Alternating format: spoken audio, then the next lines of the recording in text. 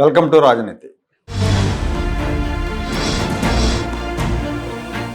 తెలంగాణ ప్రభుత్వం వారం రోజుల క్రితం తెలంగాణలో కులగణన నివేదికను వెల్లడించింది. తెలంగాణ రాష్ట్రంలో మొత్తం 3,54,00,000 మంది డేటాని సేకరించామని, అందులో కులాలు వర్గాల వారీగా కూడా వివరాలు సేకరించామని ప్రభుత్వం ప్రకటించింది. అయితే ఆ నివేదికలో కులాల సంఖ్యకు సంబంధించిన ఖచ్చితత్వం మీద చాలా సందేహాలు ఉన్నాయి. కొన్ని కుల సంఘాలు ఈ నివేదిక మీద ప్రెస్ మీట్ పెట్టి ఈ నివేదిక అంతా కూడా అసత్యాలు అర్ధసత్యాలతో ఉందని ఆరోపించారు.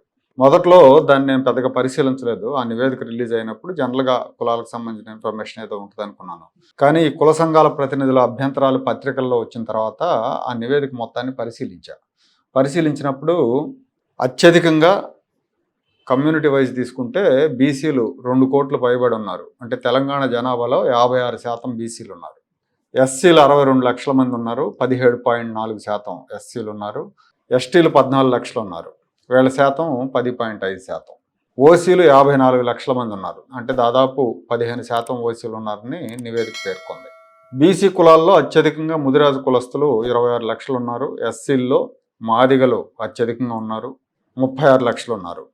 ఓసీ జనాభాలో రెడ్లు అత్యధికంగా ఉన్నారు. రెడ్ల జనాభా 17 లక్షలు ఉంది. ఓసీ జనాభాలో ఈ పర్సంటేజ్ 30% రెడ్లు ఉన్నారు.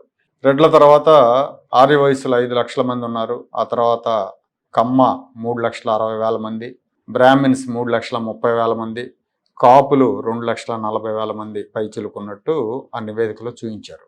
అంటే వయసుల శాతం 1.5% ఉంది. బ్రాహ్మిన్స్ కమ్మాసు 1% ఉన్నారు, కాపులు 1% కంటే తక్కువ ఉన్నారు ఓవరాల్గా జనాభాలో. ఈ నివేదికలో ఖచ్చితమైన జనాభా లెక్కలు చూపించలేదు. ఇదంతా ఫార్స్ అని కొన్ని కుల సంఘాలు ఆరోపించాయి. మున్నూరు కాపు సంఘం అయితే మా జనాభా తెలంగాణలో చాలా ఎక్కువ ఉంది, కానీ తక్కువ చేసి చూపించారని ఆ సంఘం తరపున వాళ్ళు ఒక ప్రకటన విడుదల చేశారు. అలాగే కమ్మ సామాజిక వర్గాన్ని కూడా బాగా తగ్గించి చూపించారు. దాని మీద కమ్మ సంఘాల ప్రతినిధులు స్పందించారు. హైదరాబాద్లో ప్రెస్ మీట్ పెట్టి మా జనాభా చాలా ఎక్కువ ఉంది, తక్కువ చేసి చూపించారని వాళ్ళు ఆ నివేదికను తప్పుపట్టారు. రాష్ట్ర వ్యాప్తంగా కమ్మవారి జనాభా 18 లక్షల నుంచి 20 లక్షలు ఉంది. ఒక హైదరాబాద్ నగరంలోనే 9 నుంచి 10 లక్షల మంది ఉన్నారు అని వాళ్ళు ఆ ప్రెస్ మీట్లో పేర్కొన్నారు. ఖమ్మం జిల్లాలో 4.5 లక్షల మంది ఉన్నారు. ఎన్యూమరేషన్లో ఎక్కడో తేడా జరిగింది, దీనివల్ల మా కులానికి నష్టం జరుగుతుందని వాళ్ళు ఆవేదన వ్యక్తం చేశారు. మొత్తం రిజిస్టర్డ్ కమ్మ సంఘాలు 70 ఉన్నాయి. కమ్మ సంఘాల ద్వారా తీసుకున్న సమాచారం మేరకే మేము 18 నుంచి 20 లక్షలు ఉన్నారని చెప్తున్నాం. అలాగే 2011 సెన్సస్లో కూడా తెలంగాణలో మా జనాభా 15,75,000 ఉన్నట్టు తేలింది అని చెప్పారు. మా సామాజిక వర్గం ఈ రాష్ట్రంలో 19 నుంచి 20 లక్షల వరకు ఉన్నారు. మా సంఘాల ద్వారా మా రిజిస్ట్రేషన్ సంఘాలు 70 పనిచేస్తున్నాయి. వారి ద్వారా వచ్చిన సమాచారం ప్రకారం కూడా 19 నుంచి 20 లక్షల మధ్యలో ఉన్నాం. కానీ ఈ సర్వే రిపోర్ట్లో 3,65,000గానే చూపించడం జరిగింది. అది ఎక్కడో పొరపాటు జరిగి ఉండొచ్చు. దాన్ని మేము ప్రభుత్వం దృష్టికి తీసుకెళ్తాం. 2011 సెన్సెస్ లెక్కల ప్రకారం కూడా మీరు ఇప్పుడైనా సరే గూగుల్ సెర్చ్లోకి వెళ్తే తెలంగాణలో కమ్మ సామాజిక వర్గ జనాభా 15,75,000 ఉన్నది. ఇప్పటికి కూడా ఉంటుంది. 2 రోజుల క్రితం రీసెంట్గా అప్లోడ్ చేసిన జనాభా లెక్కల ప్రకారం గూగుల్ సెర్చ్లోకి వెళ్ళినా కానీ ఏదైతే సర్వే రిపోర్ట్లో 3,65,000 ఉన్నాయో దాని నుంచి తీసుకొని 15,75,000 వరకు అని కూడా చూపించడం జరిగింది. పెద్ద మనసుతో ప్రభుత్వం కూడా దీన్ని ఆలోచించి ఈ సెన్సెక్స్ని కొంచెం ఒకసారి మళ్ళీ సమగ్రంగా చూసి ముందుకు తీసుకెళ్లాలని కోరుకుంటూ, తెలంగాణ మొత్తం మీద ఖమ్మం జిల్లాలో కమ్మ సామాజిక వర్గం ఎక్కువగా ఉంది. మిగతా జిల్లాల్లో నీటిపారుదల సౌకర్యం ఉన్న ప్రాంతాల్లో కోస్తాంధ్ర నుంచి వలస వెళ్ళిన కమ్మ రైతు కుటుంబాలు సెటిల్ అయినాయి. నిజామాబాద్ జిల్లాలో బాన్స్వాడ, బోధన్, నిజామాబాద్ రూరల్ నియోజకవర్గం, అలాగే ఉమ్మడి వరంగల్ జిల్లాలో ములుగు, నర్సంపేట, పరకాల నియోజకవర్గం, ఇట్లా ఈ నియోజకవర్గాల్లో నీటిపారుదల సౌకర్యాలు ఉన్నాయి కాబట్టి అక్కడ గణనీయంగా కమ్మవారు ఉన్నారు. నల్గొండ జిల్లా కోదాడ, హుజూర్ నగర్, మిర్యాలగూడ నియోజకవర్గాల్లో కూడా ఒక్కో నియోజకవర్గంలో 20,000 నుంచి 25,000 వరకు కమ్మ సామాజిక వర్గానికి చెందిన ఓటర్లు ఉన్నారు. ఇక హైదరాబాద్ నగరం విషయానికి వస్తే, హైదరాబాద్ నగరం ఉమ్మడి రాష్ట్రానికి రాజధాని కాబట్టి 30-40 ఏళ్లుగా ఆంధ్ర ప్రాంతం నుంచి హైదరాబాద్కు వలసలు పెరిగినాయి.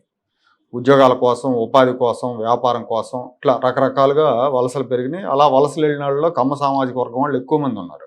వాళ్ళంతా హైదరాబాదు లేదంటే రంగారెడ్డి, హైదరాబాద్ శివార్లో రంగారెడ్డి పరిధిలో సెటిల్ అయిపోయారు. అక్కడే చాలా మంది రిటైర్ అయిన తర్వాత లేదా వృత్తి వ్యాపారాలు వదిలేసిన తర్వాత అక్కడే సెటిల్ అయిపోయారు.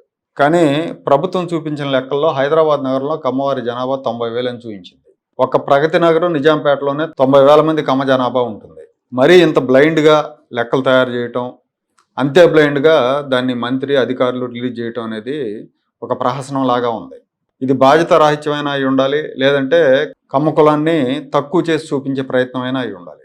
జనరల్గా ఉమ్మడి ఆంధ్రప్రదేశ్ రాష్ట్రంలో ఈ సామాజిక వర్గం ఎక్కువగా కృష్ణా గుంటూరు జిల్లాల్లో ఉంటుందని అందరూ అనుకుంటారు. కానీ ఉమ్మడి ఏపీలో కమ్మ జనాభా ఖమ్మం జిల్లాలో ఎక్కువ.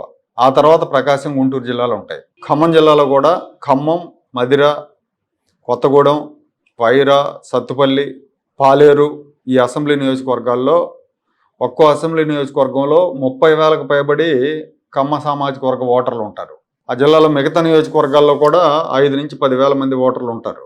30,000 పైన ఉన్న 6 నియోజకవర్గాలు తీసుకున్నా కూడా దాదాపు 2 లక్షల మంది ఓటర్లు ఉంటారు. 2 లక్షల మంది ఓటర్లు అంటే ఖచ్చితంగా జనాభా 3 లక్షలు ఉంటుంది. అంటే ప్రభుత్వం రాష్ట్రం మొత్తానికి చెప్పిన ఫిగర్ ఒక ఖమ్మం జిల్లాలోనే వస్తుంది. ఆ జిల్లాలో కమ్మ సామాజిక వర్గం ఎక్కువగా ఉండటం, కమ్మ సామాజిక వర్గం ప్రభావవంతంగా ఉండటం మూలంగా అన్ని పార్టీలు కూడా కమ్మ వాళ్ళకే ప్రయారిటీ ఇచ్చినాయి పదవుల్లో. ఏ రాజకీయ పార్టీ అయినా కూడా ఉమ్మడి ఖమ్మం జిల్లాలో జనరల్ సీట్లు 3 ఉంటాయి, మిగతా అన్ని కూడా ఎస్సీ ఎస్టీలకు రిజర్వ్ అయి ఉంటాయి. ఆ 3 సీట్లలో 2 సీట్లు కమ్మ వారికే ఇస్తుంటాయి. మనం గత ఎన్నికలన్నీ చూసుకుంటే గత 30-40 ఏళ్ళకు జరిగిన ఎన్నికలు చూసుకున్నా అదే జరుగుతూ ఉంది. ఆ జిల్లాలో పదవులు నిర్వహించిన తుమ్మల నాగేశ్వరరావు, కోనేరు నాగేశ్వరరావు, నామా నాగేశ్వరరావు, పువ్వాడ నాగేశ్వరరావు, తమ్మినేని వీరభద్రం, పువ్వాడ అజయ్, రేణుకా చౌదరి, చేకూరు కాశీ లాంటి ప్రముఖులందరూ కూడా కమ్మ సామాజిక వర్గానికి చెందిన వాళ్లే. అలాగే హైదరాబాద్ సిటీ తీసుకుంటే శేర్లింగంపల్లి, కూకట్పల్లి, జూబ్లీ హిల్స్, కుత్బుల్లాపూర్, ఎల్బీ నగర్ లాంటి నియోజకవర్గాల్లో కమ్మ సామాజిక వర్గ ఓటర్లు ఎక్కువగా ఉన్నారు. అందుకే టీఆర్ఎస్ అధినేత కేసీఆర్ ప్రతి ఎన్నికల్లో హైదరాబాద్ సిటీలో 2 టికెట్లు కమ్మ సామాజిక వర్గానికి కేటాయించారు.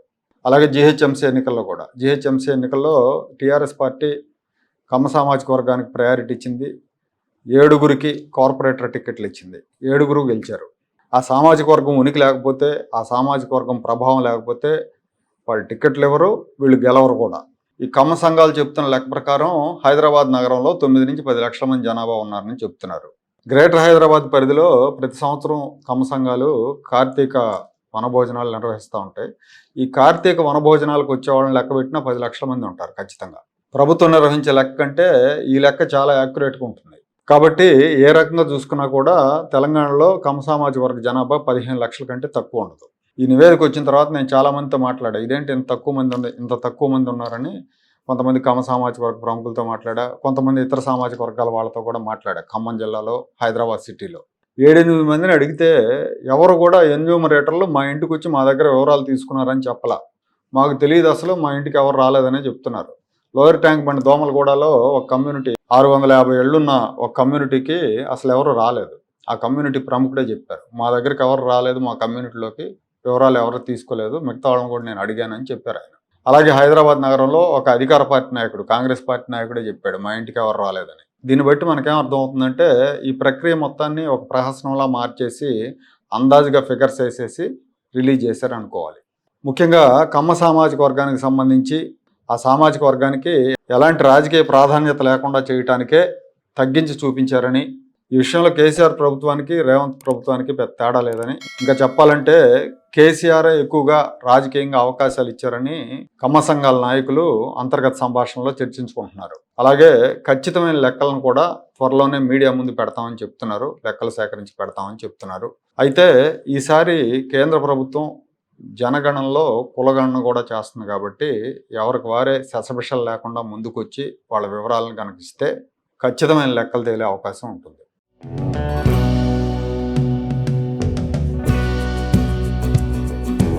Like, share and subscribe to Rajaniti channel.